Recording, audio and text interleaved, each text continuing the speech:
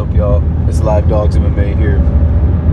I just want to do a quick little recap about some of my bets, and I call this UFC What Had Happened Was. Just go over the best that hit, the best that didn't, and you know, some of the badass fights we saw. So without further ado, let's bust it wide open. First off, I just want to say congrats, man. Belal Muhammad, he did it. I did not pick him. A lot of people did not pick him. And y'all know I don't really like the guy. I like shitting on him, you know what I mean? But at the end of the day, I respect merit and I respect hard work.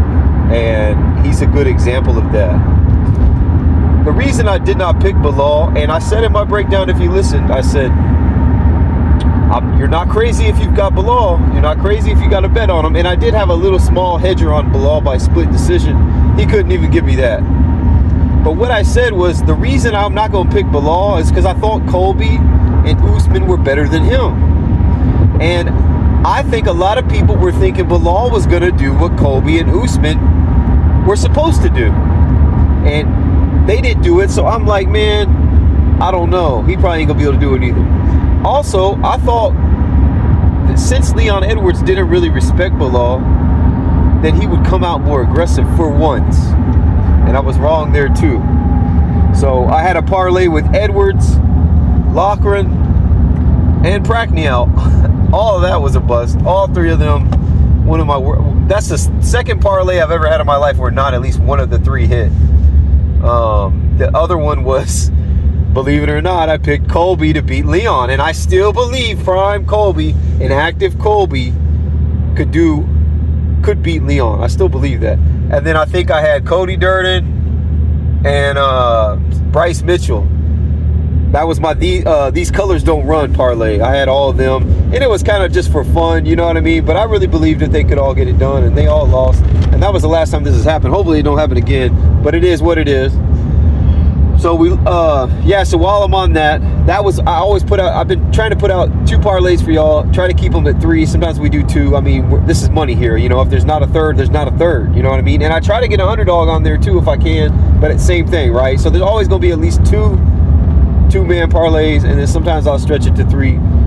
But anyways, the other one hit. The big one hit, so I came in the money. I'm still up.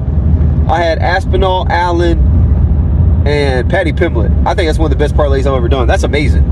I mean, that was a sure thing, you know. And I said in my breakdown about Paddy that he was going to get a submission. I had a submission prop bet on Paddy. He got a submission. Dineto Fácil. That was easy money, no thing. You know what I mean? So I hope y'all was paying attention to that. So you know, we had 4 bets. We had Arnold Allen as a lock. He cashed. Dog cashed. That's my 3rd dog in a week that has cashed, and they all cashed in the first round. Julian Erosa by sub, Hyder Emil by knockout. Now, I didn't get the prop bet on the Hyder Emil one. I didn't put one. I just put Hyder Emil. But he was a dog. We got him. I got the Julian Erosa by submission in the first round, but I didn't put first round. I just put submission. I should have put first round. So I'm not only calling these underdogs now 3 in a row, I'm even hitting the props on them. So, you know, I'm proud of myself there. That's what we do. I'm proud of myself. I think I pick underdogs really well. You know, but there's going to be times they are underdogs. They're supposed to lose. You know what I mean? You're going to get it wrong. You know, and there's a lot of times that I try to find an underdog every time. And guys, you know, some cards only one hits. Or there's even been cards where none of the underdogs have hit. You know, sometimes it's just not there, man. So, you know, keep that in mind. But going forward, we're doing good. As far as Tom Aspinall, yeah, man. I said if you had blades, you weren't crazy. I knew blades would strike with him, and I was worried that, you know, I said this all the time. Tom Aspinall leaves his chin up. And I was worried that blades might catch him. And mostly I was just worried about that because of my luck. You know what I mean? Because that just would have been horrible. We don't want to give John Jones any little victories out here. You know what I mean? And so I wouldn't have been able to handle it. But I'm glad he got it done. I hope they make that fight. That's the next fight to make for sure. And what else do we have? Patterson. I said his BJJ would be a problem. I like Keith Crosby. Hope they give him one more fight. Patterson got the job done. Bruno Brazil, Molly the Can. Come on now. I called that. That was my first bet of the card, Bruno Brazil. But I won't take all the credit because I was scared, and I did almost flop on the pick because I didn't think Bruno Brazil was active enough. You know what I mean? And Molly McCann just goes in throwing stupid stuff, and I thought she would, outman her or, be more butch. And it didn't work in her favor this time. They got to quit scraping the bottom of the barrel for her. I mean, it is what it is. Jake Hadley beat Loughran. That was my other parlay play. I think it was a bad read on my part. You know what I mean? Jake Hadley was the better fighter, but I thought he had everything against him. He had short notice. He had up a weight class. He had a losing streak. And Loughran, how you say his name, he looked like a solid, he looks like a solid guy, but I know he's not that good. But I got swayed by all the downsides of Jake Hadley. But then I realized Jake Hadley did have all those things going against him. But he's the kind of guy that performs when his back against the wall. He knew that he had to win this fight, and he fought like it. And I actually did put a little bit of money on him, but it didn't end up cashing. But just on the side, so I do a lot of live bet too. Unfortunately, y'all ain't gonna know about that, and I can't sit here and tell you I'm right because I bet on them both. I'm wrong. I picked Loughran and he lost. Prakhniel got submitted by Modestas Bukauskas. God dang, that's a hard name to say. Bukauskas. This was my worst read of the card. I literally said in my breakdown that there's no way he's going to submit Prakhniel because I just didn't see him going for it. And I knew Prakhniel was bad with the submissions, but I didn't expect it to end up there. But man, if you had money on that, salute. That was badass. And I said Prakhniel was the better kickboxer and it would be a kickboxing fight. Now, I'm not really mad at myself for that because what I meant by that is he was the harder hitter and he was the more active fighter. He would come forward. And I thought that since Bukauskas is kind of more laid back, picking his shots, that he would get outworked and he would lose these decisions or these rounds. Didn't work out that way. That patience paid off for him. He landed some really clean shots and he did the damn thing. So that's an L on my part. Yeah. Other than that, we had a few other good fights. I called the Muhammad Mokaev fight like to a T. It went exactly how I thought it was going to go, except for I didn't expect the first round to be so late, so lazy and all that. But yeah, I just knew Muhammad Mokaev would run through him, and he did. A lot of people said it was a boring fight. The first round was slow. It wasn't really that boring of a fight. I mean, it's a Mokaev fight. And by the way, what Dana said about Mokaev is disgusting. They need to keep that kid. He's 23 years old. He has fought some of the best people in that division, or at least for a 23-year-old, he's got a great resume. Not even in his prime. I'm not saying he could beat Pantoja, but put him in there. If you put him in there with Pantoja, it's at least 40-60, 50-50. I have to look at the fight, but we got a guy that could be the new youngest champion, break John Jones' record. They don't want that, though. I know they don't want that. But, you know what I mean? Like, he is that good. And if the UFC is the place where the best fight the best, you got to have a guy like Muhammad Mokaev on your roster. And you can say what you want about the antics backstage and all that. Jones has done it. Connor's done it. Kevin Holland's done it. Khabib's done it. Jeremy Stevens has done it. Diaz has done it. They've all done it. Dana White loves that stuff and he promotes it. So I don't believe that for a minute. It's got to be something over money.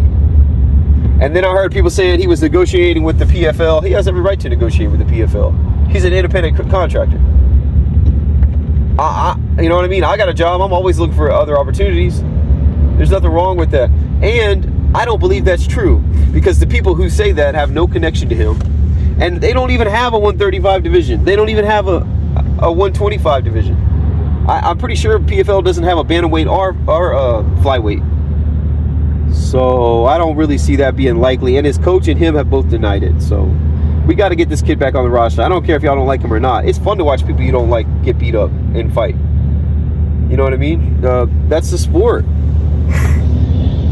And I just think it's kind of sickening to see a promoter say something like that. You know, I've lost a lot of respect for Dana for that. But that's neither here nor there. But yeah, I think that's pretty much it. We got the Bruno Brazil underdog. We did some really good underdog plays. Oh, Gregory, I almost called him Gregory Isaacs. Comment if you know who that is. Little reggae. RoboCop, Gregory Rodriguez.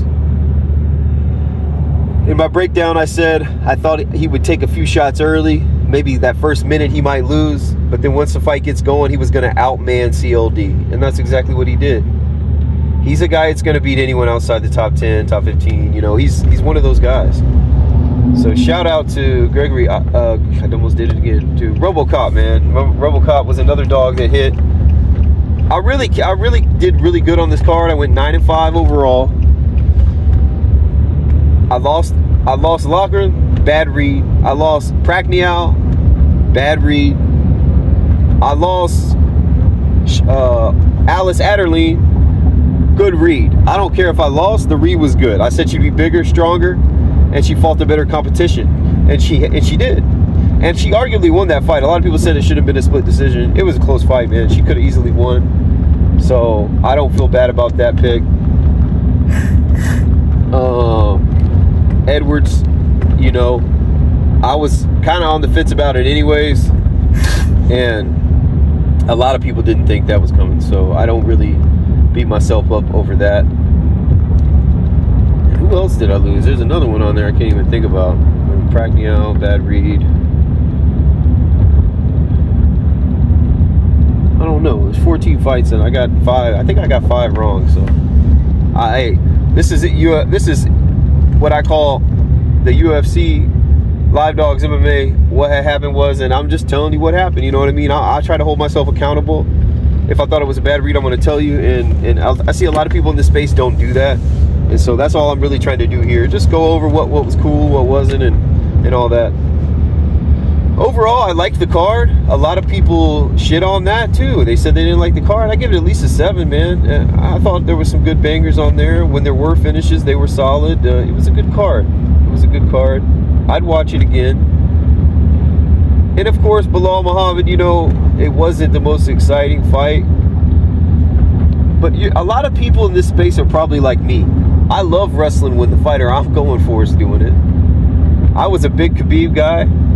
Khabib, however you want to say it, you know what I mean? And when he was wrestling, I loved it. I was a big GSP guy. Not comparing them because their styles were not the same at all. Okay? But in GSP, I don't care what y'all say, man was not boring. Yeah, I don't think Khabib was either, but that's my point. If you like the fighter, then you like the wrestling. If you don't, then you're mad, and that's just it. And people gotta quit hate picking. You hate picked against Ian Gary. I nailed it. I told you he was gonna get beat by MVP. Y'all, I think a lot of y'all hate picked against Patty. I told you Patty was gonna get the sub. Like, don't let that cloud your money. You know what I'm saying? Don't let that judgment cloud your money. You gotta remember that when you're going into stuff like this. And I think people felt the same way about Makayev, you know. And I don't know. I don't know if it's just like some xenophobia. They don't like Muslims or what. But people really don't like these Dagestani guys. And, you know, I'm not one of those people. So it is what it is.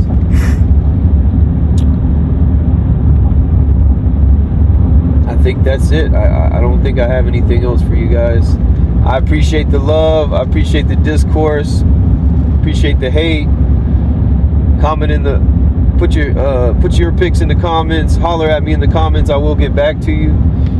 And tomorrow I'm gonna give you a breakdown for this card we got coming out. I'm gonna give you my first looks breakdown on this card. And that's it. So let's get paid. Toodles.